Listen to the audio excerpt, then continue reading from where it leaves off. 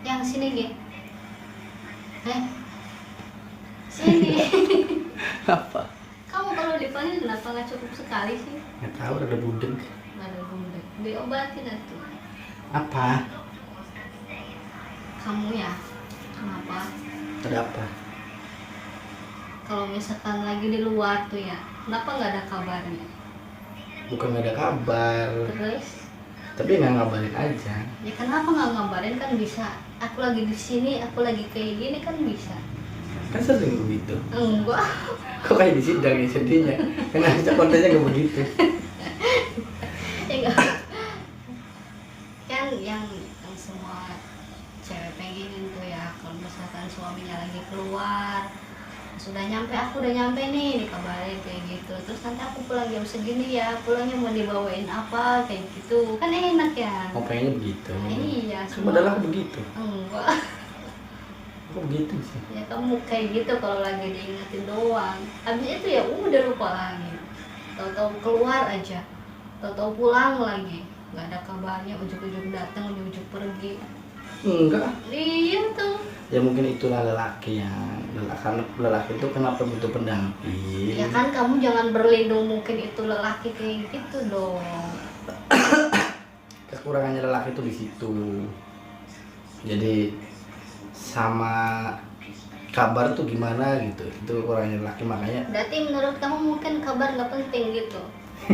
bukan nggak penting, maksudnya kekurangannya di situ, terlalu trader terkait kabar itu. Misalkan kalau perbandingannya penting dan nggak penting ya, ini bukan masalah penting nggak penting, Terus tapi gitu, karena kekurangan laki itu begitu, rata-rata tuh lelaki begitu ya. Padahal menurut wanita itu penting banget itu tuh. iya. Ada laki itu bukan berarti tidak mementingkan, ada hal kesibukan yang lain gitu loh, sampai dia lupa. Nggak mungkin. Lupa itu kan sifatnya manusia. Ya sekarang zaman sekarang tuh HP selalu di tangan, nggak mungkin sibuk banget tanpa megang HP. Itu negatif thinkingnya wanita kan begitu. Makanya dirubah sekarang mindsetnya positif thinking aja. Iya tetap positif tinggi kan, mikirnya yang penting dikabarin. Entah kamu di sana bener atau bohong omongannya kan aku juga nggak tahu. Iya setidaknya kan begitu. Oh ya sudah kan gitu. Nah ketika seorang lelaki lupa untuk hal itu, nah itu dibutuhkan wanita untuk mengingatkan. Berarti pengennya ditanyain dulu. Bukan pengen ditanya Terus? dulu, karena lupa.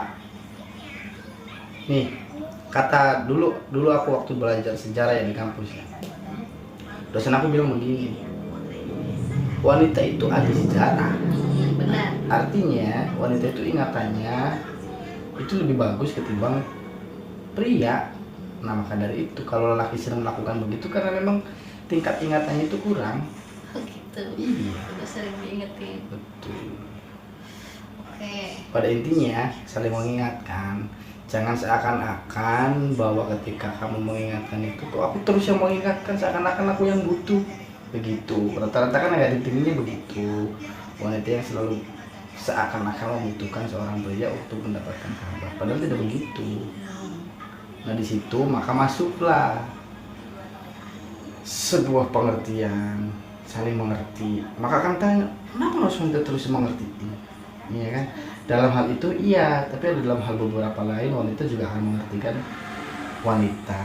Kalau pertanyaan timbul juga, maka pria akan tanya, kenapa sih harus selalu pria yang mengerti? Nah kan begitu, jadi tidak akan kelar-kelar. Dan disitulah maka dibutuhkan pengertian dan kedewasaan. Ada satu lagi nih. Kenapa cowok atau suami ya kalau di WC lama? Ada beberapa hal yang dilakukan oleh cowok di WC. Ngapain?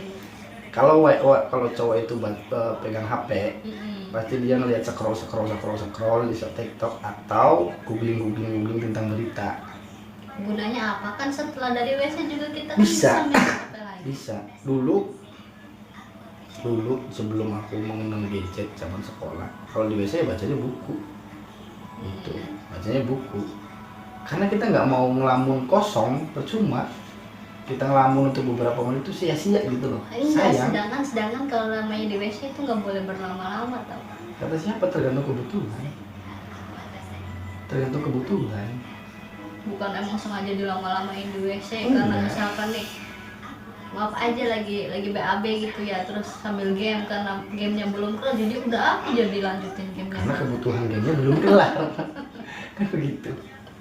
Kalau kebutuhan gamenya udah kelar ya udah gitu. Ada tipikal cowok yang memang dia tidak mau lama-lama di WC, ada ini sebentar, mandi juga sebentar, kegiatan di WC itu sebentar, ada banyak. Nih jadi kayak kebalikannya, aku yang kayak gitu loh yang Nah, aku tipikal cowok yang di WC itu betah, nggak tahu kenapa, nyaman aja, Adem, sunyi, adem gitu. Apalagi dengar suara air keran gitu. Makanya sebisa mungkin aku nggak mau ngelamun di dalam WC. Makanya ada kegiatannya, kalau bisa baca, kalau HP-nya lagi di charge berarti baca buku. Kalau HP-nya bisa dipegang, kita googling tentang berita dan terupdate. kenapa sambil ngerokok di WC-nya. Nah itu udah kayak apa ya? Habit. Habit, jadi kayak hobi aja gitu. Jadi udah adiktif. Sugesti paling. Orang yang melamun itu akan afdol dengan merokok. Tapi nggak juga, maksudnya memang ada beberapa yang kalau yang nggak ngerokok ya memang nggak butuh rokok juga. Tapi itu sebuah privilege ketika bokernya lancar sambil ngerokok, kita update informasi, itu sebuah privilege. Dan bagiku itu sebuah kenikmatan hidup. Belum tentu di kemudian hari aku bisa begitu. Pertama, selagi tidak mengganggu kegiatan yang lain, no, ya why not gitu ya. Kalau memang ada hal yang urgensi yang harus digiatin, kemudian kita malah hal-hal di WC, ya itu salah juga. Tapi ketika nggak ada kegiatan lain setelah dari WC, ya sudah. Nggak tahu ya, di WC itu nyaman banget asli. Untuk ngelamun, baca buku. Kenapa kalau nggak lebih milih di sawah, kan enak dan pemandangan gitu. Akan terkontaminasi oleh beberapa pemandangan. Jadi buyar fokusnya. Bukannya mah ya Aku sih begitu ya, nggak tahu dengan cowok yang lain, nggak tahu. Kalau memang beda ya, ya beda. mesti cari pembelaan Ya aku sendiri sih begitu. Aku ya di belakang tuh ada sawah, di samping ada sawah, di sana ada sawah, di depan ada sawah. Ada beberapa di rumah ini tempat sebenarnya untuk enak untuk menyendiri. Tapi setelah aku lakuin, fokusnya buyar aja untuk baca buku. Gitu loh. Tahu kalau di WC itu ya bagiku itu sebuah privilege ketika bisa melamun dengan tenang gitu loh, dengan hisapan rokok, itu sebuah privilege. Apalagi yang keluar itu dengan lancar, keluar itu lancar gitu loh, tidak ada hambatan. padahal kalau misalkan di sawah gitu kan enak, anginnya dapet, pemandangan juga segar, kita bisa fokus kita sama baca sambil ngerokok, apalagi sama kopi kan lebih enak kayaknya. Mungkin kamu begitu, nggak apa-apa, tapi aku begini itu bukan berarti aku gini mengerti ya, aku juga coba mengerti orang lainnya begitu, ya sudah. Kayak sama halnya gini, ya begitulah, orang berbeda-beda. Di dalam perbedaan itu ya kita tidak bisa menjustifikasi selagi tidak merugikan orang lain, itu aja. Di luar itu ya aku akan memiliki pemahaman dan ya sudah, itu mereka itu. Tapi ketika ada yang merugikan tentang untuk diri kita, ya mohon maaf, itu salah gitu. Begitu. Sekarang menurut kamu tanggung jawab sebagai suami itu apa?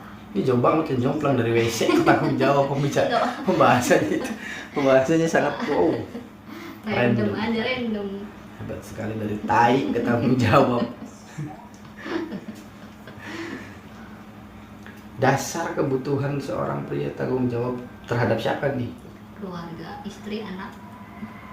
Aku sih selalu berpegang bahwa dari 100% penghasilanku, 50% untuk istriku, 25% untuk ibuku,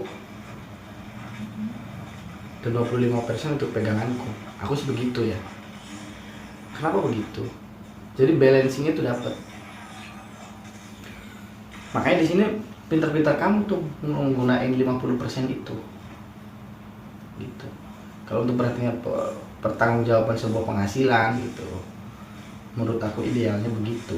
Yaitu tuh ya memang sudah diatur juga kan dalam agama begitu. Meskipun kita sudah menjadi istri, suami orang atau milik wanita lain, tapi jangan lupa bahwa di situ ada ibu. Karena tanggung jawabnya anak laki-laki itu pada ibu juga harus lebih gitu, tidak boleh bablas. Kalau wanita itu tidak ada tanggung jawab ketika sudah menjadi istri orang. Kalau seorang anak laki-laki itu tetap wajib tanggung jawab kepada ibunya. Itu makanya kenapa pembagian itu tetap keluarga, simbol sebagai keluarga dari suami tersebut prioritasnya adalah anak dan istrinya. Makanya dikasihlah 50% tadi. Itu simbol sebuah prioritas. Keduanya ibu dan ketiganya dirinya sendiri. Itu pandangan aku sih begitu. Tapi selagi ibuku masih mampu dan tidak meminta, ya baiknya sepengertian dari kita ya, ataupun kita masih dengan pengetahuan kita begitu dan coba mempraktekkan, kemudian ibu kita menolak, ya sudah, berarti kasihkan ke istri. Dan rata-rata orang tua tuh ya begitu, nggak perlu usah, jangan, ini buat jajan anak kamu aja. Nah ibu pasti jawabnya begitu tuh. Makanya aku tuh coba sebisa mungkin pendapatan dari manapun berapapun ya terbuka kan sama kamu, berapapun itu, dapatnya segini dari sini, silahkan dipegang sama kamu, semuanya kan. Itu bener nggak? Menurut kamu benar? Benar. Menurut kamu? Menurut beberapa orang lain tidak benar. Ada yang Bukan aku ya, bukan menurut aku. Karena posisinya seorang pria juga membutuhkan punya kebutuhannya. Gitu. Kebutuhannya apa? Minimalnya dia butuh ngopi di luar dengan temannya. Penting ya? Ada yang mengatakan tidak, ada yang mengatakan penting. Tapi bagiku itu penting. Suami tetap harus bersosialisasi. Tetapi ya jangan over juga sosialisasinya. Suami harus tetap bercanda tawa dengan temannya. Pertama, untuk menjaga kewarasan. Bukan berarti ketika diam di rumah itu tidak waras. Bukan. Bahwa gini lah, kesimpulannya begini. Simpelnya nih, bahwa memang benar istri atau suami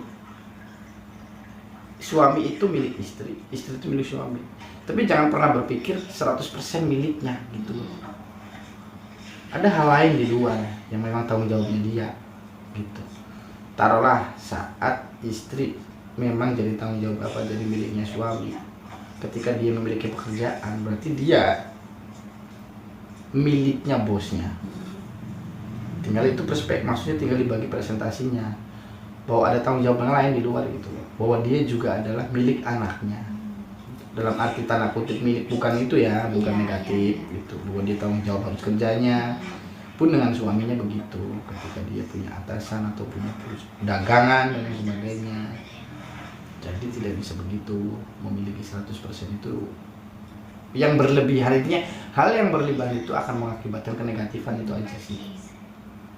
Nah tadi kan kamu jelasin kalau sebenarnya laki-laki itu butuh nongkrong sama temennya untuk kewarasan kayak gitu. Itu bukan semua laki-laki doang. Wanita juga. Juga. Makanya aku membebaskan sama kamu. Kalau misalkan kamu kan kalau nongkrong kayak gitu nggak bawa anak. Betul. Kalau aku nongkrong anak dititipin sama kamu gimana? Boleh. Aku senang kok begitu. Aku Tapi aku nggak punya temen di sini. Ya makanya aku juga kan saranin kamu cobalah bersosialisasi. Mungkin dengan teman-teman lamamu gitu loh. Asal yang jangan kenal dari online ya. Aku nggak percaya gitu loh bahwa kenal dengan online. Bukan sih. Ya udahlah belak-belakan aja bahwa nggak percaya ketika kamu kenal di online dengan wanita siapapun ya. Kalau memang juntrungannya memang ke arahnya bener sih ya nggak tahu juga. Tapi ya hampir kebanyakan begitu. Sosialisasi di online tuh. Alangkah baiknya kayak kamu main ke pasar ketemu dengan ibu-ibu contoh. Iya, kamu ngobrol akhirnya berteman. Gitu kan? Kamu ikut apa organisasi, kamu kenal dengan seangkatanmu. Kamu punya teman baru joinan online tuh. Joinan Instagramnya, Facebooknya apa. Ya kamu bisa komunikasi di sana mungkin. Nanti aku tidak ingin membatasi kamu dalam bergaul. Tapi ya aku rasain tuh waktu benar-benar habis di rumah tuh. Anak Itu beres. Iya. Makanya saat orang bilang bahwa profesi berumah tangga itu under ya, aku nggak setuju. Iya. Profesi yang paling sibuk di dunia ini bukan paling CEO. Capek sebagai ibu tuh paling capek. Nah itu bukan CEO, tapi ibu rumah tangga. Makanya banyak yang lebih banyak yang memutuskan buat kerja karena emang lebih enak kerja, kita bisa ngobrol sama orang gitu kan, dapat pemasukan juga. Sedangkan kalau di rumah kita kerjaan nggak pernah beres. Pemasukan menurut kamu tuh pemasukannya kan berarti kan ke duniawi, kan begitu. Ada, nah itu yang kadang aku melihat situasi sosial ya. Ketika istri merasa tidak cukup atas penghasilan suaminya, maka dia akan berusaha untuk membantu ekonomi suaminya. Dalihnya begitu, dalihnya. Dan ketika aku melihat fenomena sosial, kebanyakan wanita yang mendapatkan honorium lebih besar daripada suaminya, maka dia akan kurang tanggung jawab atau akan tugasnya dia sebagai istri, tugasnya dia sebagai ibu, begitu. Akan kurang begitu. Akan ada banyak perdebatan akhirnya, begitu. Dan terjadinya ketika suaminya egonya gede, merasa pengen dihormati, begitu kan, maka akan ada perdebatan. Tetapi kalau suaminya ongkoh-ongkoh, maka dia akan merasa menikmat. Karena aku nggak ngapa-ngapain, aku dibiayain. Ada kan mau kondo, makanya istilah mau kondo kan begitu. Makanya aku sih hanya ngambil sikap, aku tidak akan pernah membatasi kamu dalam bergaul, dalam bekerja pun terserah gitu loh. Tetapi toh hidup bicaranya antara hak dan kewajiban, kan begitu. Aku sebagai suami hak dan kewajibannya apa, kamu pun sebagai istri hak dan kewajibannya apa. Ketika dua unsur itu sudah terpenuhi, insya Allah kedepannya baik-baik saja. Ketika kamu menjadi wanita karir, gitu kan, kewajibanmu berarti kan kerja untuk perusahaan, tapi haknya anak-anak itu harus terpenuhi, haknya suami itu kan harus terpenuhi, begitu. Maka akan repot. Iya, begitu. Banyak wanita yang memilih untuk kerja karena mungkin ekonomi suaminya kurang bagus. Tetapi menurutku ya, ini pandanganku aja sih, menurut pandanganku aja, kadang suaminya yang bangor juga. Maksudnya? Dia tidak mau gerak gitu loh, tidak mau berusaha secara maksimal. Mungkin wanita juga akan menerima ketika sudah berusaha maksimal, akan menerima ya, tapi memang banyaknya yang tidak menerima ketika tetap hasilnya gitu-gitu aja, gitu. Maka disitulah pentingnya rasa syukur. Berapapun penghasilannya, ketika tidak bersyukur ya sudah akan kurang. Berapapun segimanapun cantiknya istri, ketika punya tidak bersyukur, ya sudah, maka tidak akan cukup juga, akan mencari yang lain itu. Nah dari situlah aku makanya nating tulus aja, tidak mau pernah berharap lebih dari kamu. Nanti anak-anak besar pun aku tidak akan pernah berharap lebih dari anak-anak, bahwa kamu dan anak-anak mentreatment aku sebagai ayah ya biasa aja, nggak mau berharap lebih gitu loh. Pun ke kamu tidak mau berharap lebih gitu. Akhirnya yang terjadi, aku tetap memiliki rasa syukur, dan ketika kamu melakukan hal-hal negatif ya sudah, toh aku juga tidak berharap lebih, kan begitu. Tetapi sebisa mungkin aku akan tetap mencoba maksimal yang kita ambil orang umumnya dulu gitu loh, bukan hasil dari pengetahuan ataupun apa. Ketika umumnya begini, coba aku terapkan begitu, baru kita terapkan pengetahuannya. Tapi bagusnya sih pengetahuannya dulu sebagai suami itu, ilmunya butuh begini, baru kita ikuti pandangan umum dan pandangan pribadi, maka kita komparasikan itu. Jadi kesimpulannya, syukur dalam sebuah rumah tangga itu memang sangat penting, sangat dibutuhkan. Dalam kondisi kita yang ekonominya lemah, kalau kita tidak pandai bersyukur dan selalu melihat orang lain, repot. Yang terjadi, ini akan menjadi sebuah kebiasaan. Ketika menjadi sebuah kebiasaan, akan menjadi sebuah karakter. Ketika sudah membentuk dan karakter seperti itu, kamu mendapatkan suami bos batu bara pun tetap nggak bisa, nggak akan cukup. Kamu balik terus syukur. Ternyata syukur itu penting. Ah, bullshit aja, syukur cuma kata kan begitu. Tapi kalau memang dipraktekkan itu syukur dahsyat banget. Nah, kuncinya aku tuh ya, syukur, keterbukaan. Itu. Ikhlas. ikhlas, maksud nggak ikhlas? Ya ini sudah mencakup rasa syukur sih. Makanya menjalannya dengan ikhlas ya. Keterkaitan ini. Itu sih. Begitu, Bu. Ada lagi?